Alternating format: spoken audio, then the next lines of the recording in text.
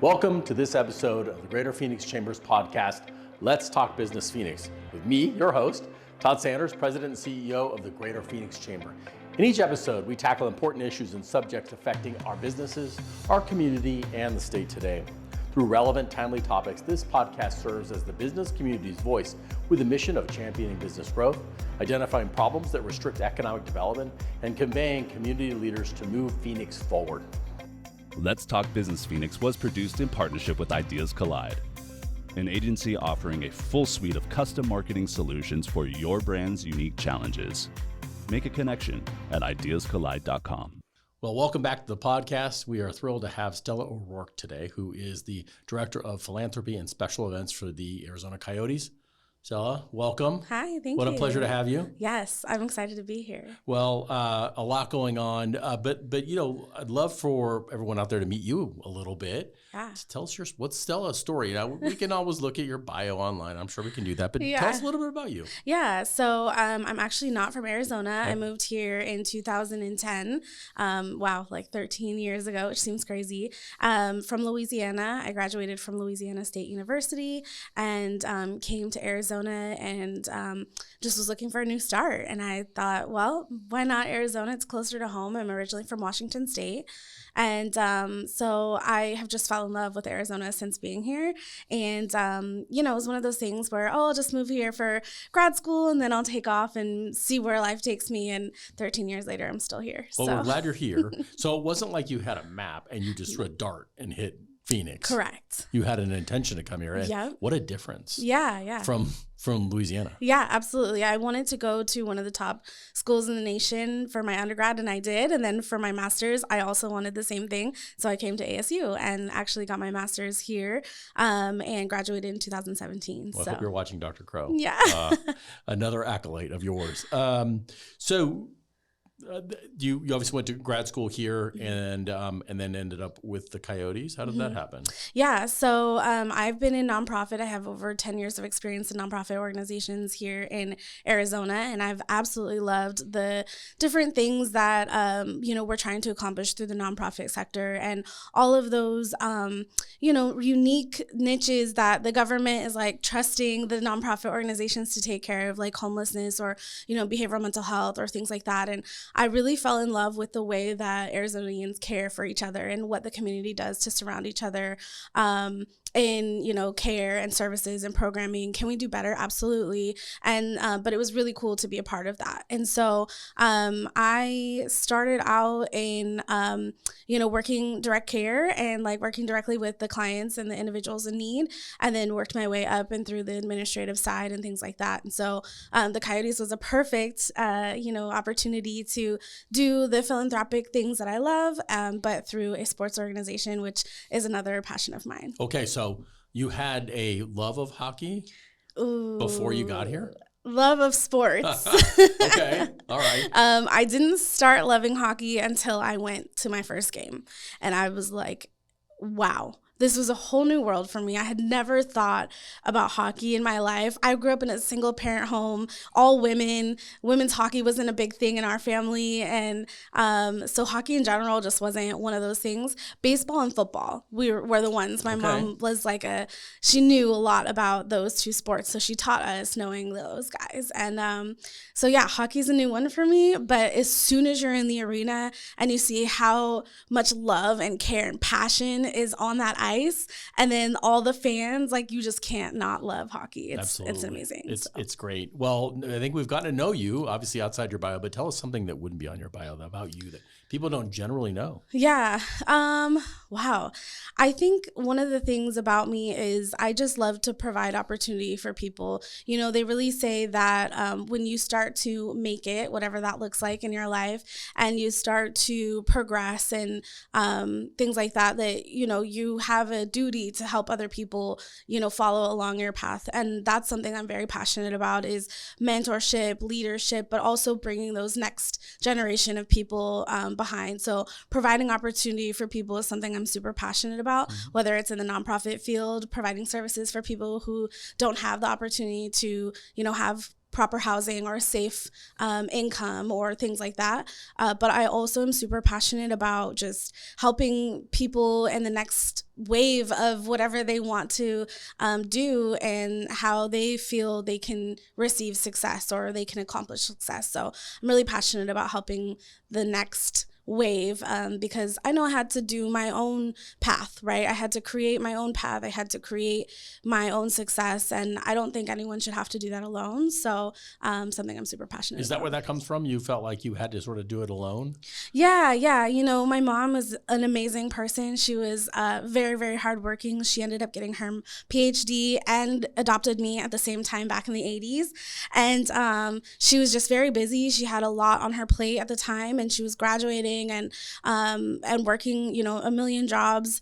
And so she really taught me that work ethic that like you have to make it on your own, and you just got to kind of try to make it work for yourself if nobody else is going to help you or pave that path for you. So that was something that I had to learn at a very young age, is that, if nobody's going to pull a seat up at the table for you, you can make your own table. Absolutely. Well, since we're mentioning the Coyotes, I think it seems to go without saying that the Coyotes are, in spite of what might have happened, are committed to Arizona. Is that correct? Oh, yeah, absolutely. We're super excited to be playing in the 2023-24 season here at Mullen Arena in Tempe. ASU has been so welcoming and loving to us, and we are super grateful of them. And we're committed to being here in Arizona. So that's where we are in next steps. We're just trying to look forward to the next season, and we'll see kind of what happens from there. Well, but what a cool place in the meantime to watch it. Yeah. I mean, I've heard that there are teams around the country that sent folks to watch at that arena because the games are so amazing. Yeah, I mean, you can literally be, I think, the highest row up is P, and you can be like literally feeling like you're on the glass still. It's so cool. Everything is lower bowl, and then when you're in the suites, you're like literally center ice the whole way. It's just awesome. Absolutely. So we'll look forward to that. So I guess when people think about not the Coyotes necessarily, just pro sports, the first thing that comes to mind isn't philanthropy. That's not where they would traditionally go. Why are the Coyotes committed to philanthropy? Yeah. Well, I think all sports teams feel that we have a duty to give back, right? Sports and entertainment, there's millions and hundreds of fans. There are hundreds of millions of fans so all over the place. And we really are committed to making sure that everybody feels comfortable. And because of that, we also then have a duty to give back to all the amazing people that come and support us. So the unique part of the Arizona Coyotes Foundation is that we are 1,000% a part of the organization. It's not a subsidiary or, a different part or branch. We're really an arm of the organization. And our duty is to make sure that we are providing services and funding to organizations that are supporting the biggest needs in our community throughout the entire state of Arizona. So one thing that I think is a misconception about the Coyotes is that we only help the Phoenix, metro area, when actually we're the Arizona Coyotes, so we support the entire state of Arizona, down to Pima County, all the way up north, and so we're super excited to be a part of so many needs here in Arizona, and it's our role as part of the foundation to keep a pulse on what's going on in the community. So we don't want to only be supporting organizations that just are here and present, but that are the most important needs in our community, which is important. I believe I'm correct in saying you're also pretty unique in that you're self-funded. Yeah, absolutely. So we do all of our fundraising ourselves, 100%. So just like any other nonprofit organization, we are looking for donors. Our donors look a little different. They might be in hockey jerseys 9 times out of 10. But we really look to our organization. We have also the benefit of like individuals who are coming to our games from out of state as well, that they are actually pouring into this city and that are really helping and support the organizations that we have here locally. So that's a really cool and unique thing that sports has to offer. Absolutely. So clearly there's a lot of need out there. And this isn't just Phoenix or Arizona. This is the whole country. There's a lot of need and probably difficult to choose. How do you determine where your priorities are going to be any given year? Yeah. So we really look to our ownership, we look to our executive leadership, and we've gone inside with our board and things like that, internally with our internal front office staff, to decide what are our three pillars that we're really, wanting to fund. So those would be health and wellness, education, and economic advancement. So those are our three pillars, Those are big. bread and butter, right, of the things that we want to support. And then we have a competitive grants program. So we give out, a set of hundreds of thousands of dollars each year, which is exciting, to local organizations, again, statewide, who are meeting those pillars and feeding the need for access to health and wellness, education, and economic advancement for underserved and underprivileged individuals in our community. And your ownership's involved in terms of the program itself. Do the players ever get involved? Yeah, absolutely. So we have a grant review committee that we have, and we ask, leadership throughout the community, people who want to be passionately involved in this. But then also we look to our board, we look to our hockey development, our hockey ops people, which are our team, our players, our wives and girlfriends are really big on helping out with that too. And so, yeah, we have a really great opportunity. Also, our players already kind of have their favorite organizations that they work with, if you will. So we like to involve them in getting like one-on-one time with the organizations, boys and girls clubs, or, different organizations that they might love, and bringing that and connecting that passion to them directly. So they come out to those organizations, they hang out with the kids, or, with any individuals that they're passionate about. It's really cool. Well, it is amazing when you see them on the community and the impact that they can make. Yeah, absolutely. By being involved. Yeah. So I want to switch gears a little bit, because I think when you talk about your philosophy of service, you also live that. Mm-hmm. Part of that is with an organization within the Greater Phoenix Chamber called the Valley Young Professionals. Mm-hmm. You have been such a strong force within that group. Maybe talk a little bit about that group and why it's important to you. Yeah, absolutely. So the Valley Young Professionals is a group that the Greater Phoenix Chamber just actually recently in the last few years started, and it's been an incredible organization and part of the chamber. There's so many benefits of being a member, but it's a program that is for individuals 25 to 39. They, a lot of the individuals we're seeing are people who are transient, who come to Arizona, want to meet people for the first time. They are looking for professional development or skills, networking, experiences that they can kind of hold on to as they're continuing on. And that's a unique group of individuals, and I'm part of that group, the age group, which is exciting, although aging out pretty quickly here. And so, that's such a transient group where we're looking to grow in our careers and then also start families and things like that. So there's a plethora, an array of different services and programs that these individuals are looking for. And it's our job as the Valley Young Professionals to look for programs and events and things like that, opportunities for those individuals to really hold on to the different things that they're going to be learning, to hold on to those relationships they're going to be receiving or meeting, those things like that. So we really work towards connecting people together to help the betterment of the organization, or the state, really. Well, and it is I think highly impactful. And I think your comment about being around for a short amount of time, it was because it was reinvented by a group of people who really wanted to be intentional, like yourself. Yeah. And I think that's a part of the secret sauce. Now, I will say, we had lunch with some of my team today, and someone mentioned a show from the 70s called The Rockford House. Some of you of a certain age will remember that. You might not know it. I got a lot of blank stares. Yeah. Kids were like, well, what is this about? Now, I heard that one. You get a lot of that when you mention a chamber to a certain age group. And I think part of the value of this organization is to show people in other age groups that, look, there's a place for you here. Mm-hmm. There's a place to give back, and there's a place to belong. And, I think that's a really important element of this group. Yeah, absolutely. It's really a connector. This board has been one of my favorite to serve on. You are with like-minded individuals who may have different backgrounds and different passions and diversities and things like that. But the end goal is to be the primary, young professionals group in the state. And I confidently can say that we are one of those, right? That people look to us to really help them as they're either learning or transitioning or whatever it is in their lives. And that's the really cool, unique opportunity that we have as VYP members and as the board to really be able to provide those opportunities for people, and they stay and they want to be here. And that's the whole purpose of the VYP, is to bring quality people to the state of Arizona to help it grow. And we do that by, creating those great programs and services and opportunities. And we're really lucky to be able to do that. Well, I'm always proud because probably 2 or 3 times a year I'll get a call from a colleague in another state that has heard about the success of our program because they can't get theirs going. And they always ask me what I did. What did I do differently? What did I build? And the answer is nothing. It's the right people. Yeah. It was the right people who are going to be intentional and really have a drive for doing this right.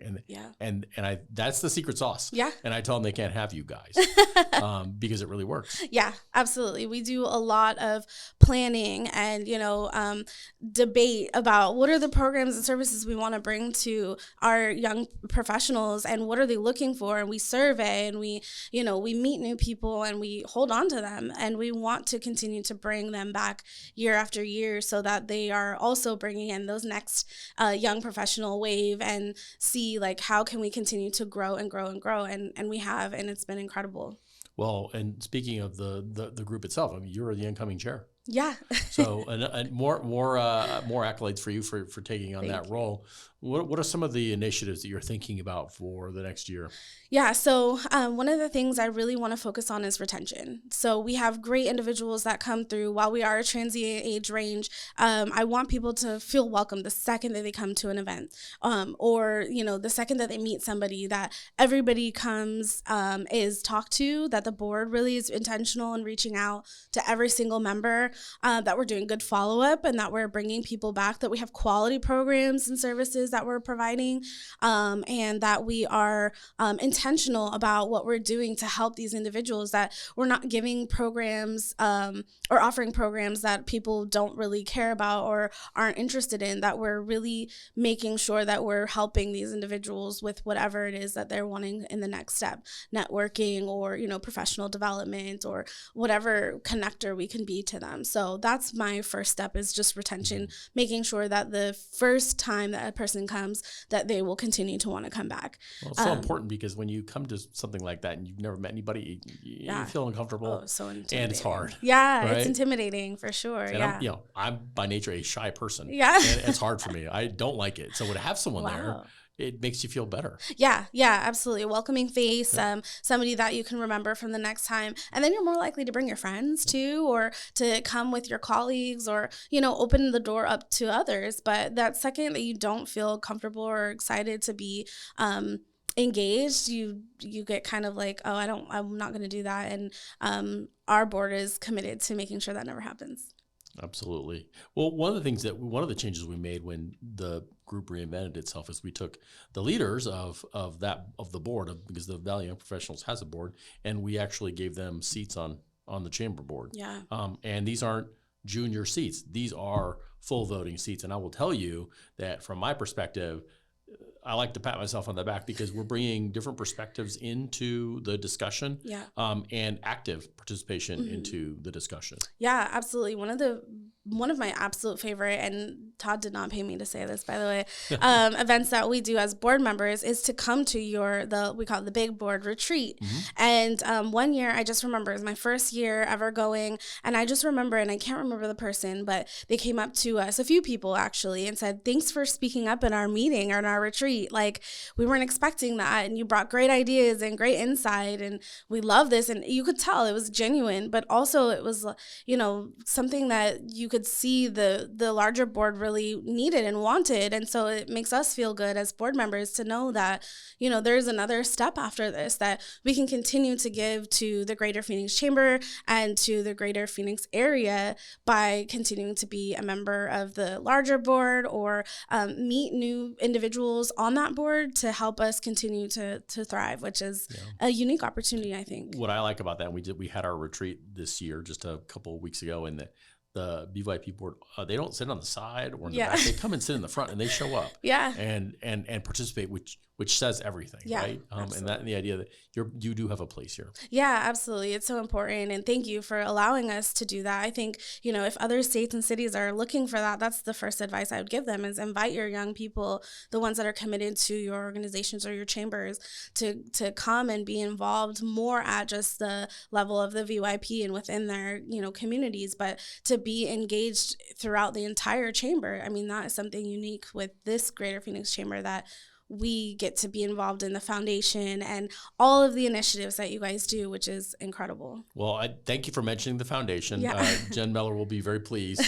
Part of the foundation's work is work in our high school system through the Elevate Ed program. We're in 13 high schools now, going to 20.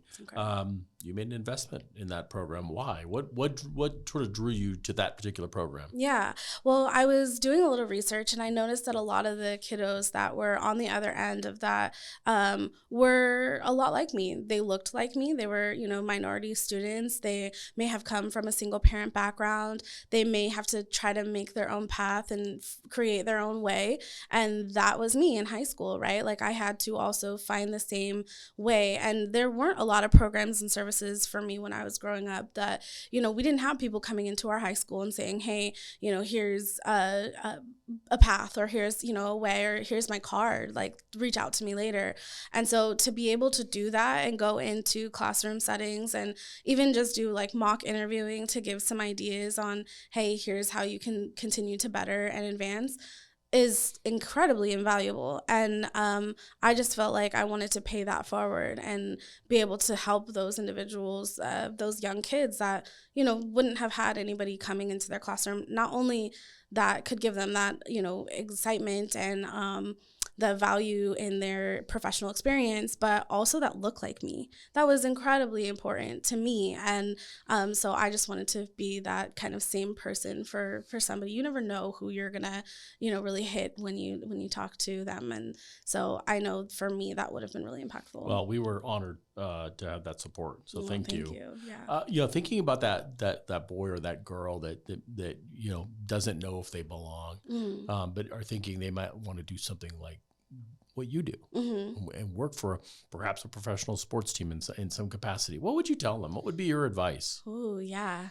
I think just do as much as you can to find out what you like and find out what you don't like, and try to say yes or take a chance on yourself. If something feels like, oh, this isn't really something I'm interested in, I don't think I want to do that, try it anyway. See who you meet, see what kind of experience you have, and you'll know immediately, do you like this or you don't? But then you can kind of check that off your list and then keep going and try, different things.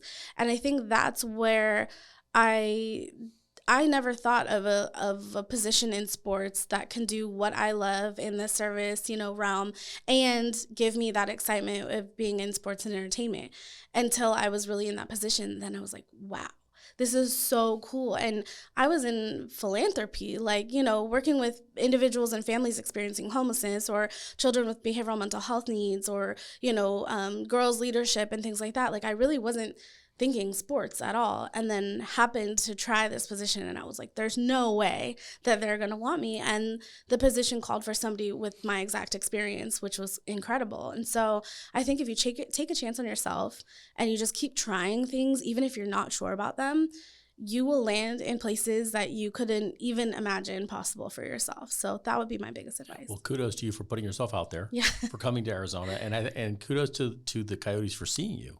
And knowing that they had someone who could really add a lot to what they want to do here, not just on the ice, but off the ice. And it seems like that effort is substantial. Yeah, thank you. They definitely don't want me on the ice, for sure.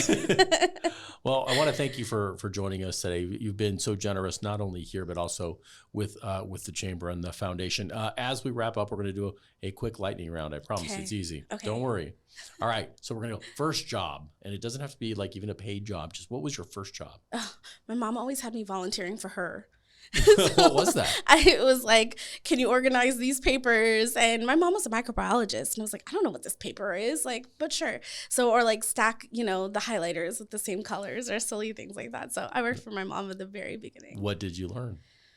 Oh, that organization is key. That you really need to stay organized, and that's how you can, I guess, just continue to succeed, is just if you have all of your ducks in a row. But that was that's an interesting life lesson, because at the time I was like, I'm just sorting papers. Like, this is silly. What did you learn about microbiology? Anything? Did you retain anything? No. And I didn't go into sciences or math or anything like that since, but I did learn, a lot about like prion diseases, and like, so when COVID happened, I'd be like, Mom, what can I expect? What am I supposed to do here? So that was good. Yeah. And you also learned what you didn't want to do. Yeah. Which is so important. That's why we do all the work on internships. Yeah. You might go to what your dream internship you think it is. Yeah. And you might find out, no, I don't want to do that at all. I want to do something else. Yeah, absolutely. And my second job was working at a grocery store, pushing carts in the snow. So I don't know which one was better, really. One was inside and one was outside, but yeah. Well, I mean, I pushing carts here in the summer has some, I can imagine, very difficult. I can't even believe it. But the snow too. Those two are tough. Those wheels don't turn. I don't know what we're doing with that. That's true. And here you have to wear Evan mitts to push the cart. So, and watch out for people wanting to run you over for that parking space in the front. Yeah. Tough. Okay. And so now I know that you're in an amazing job that you love, but what would be like your dream job? Ooh. Maybe consulting of some kind. Just like continuing to help people in some way. I don't know what kind of consulting job though. I always thought it would be kind of fun to work for myself maybe one day. Hey, you couldn't find a better boss, right? Well, I don't know about that. Okay, well, we won't go there. Okay, and then final question, and I'm assuming you're going to ace this. Favorite Coyote player? Oh, so if you're talking favorite hockey player, like from the Coyotes of all time, Shane Doan, 1000%. Yeah. He is the most selfless, incredible leader. He is our captain, as we say. Yep. He's the only captain. And he truly is still, even to this day, years after he's been off the ice, and he teaches his kids. His son, Josh, plays at ASU, and he's the same. Like, he's instilling that in literally everybody he meets, but especially in his kiddos and the next round of professional players. So if we're talking all-time favorite, it's Shane. Well, thank you obviously for spending some time with us today, but also for the incredible work you do with the Chamber, the Foundation, and in the community with the Coyotes. Yes, thank you so much for having me. This has been awesome. All right.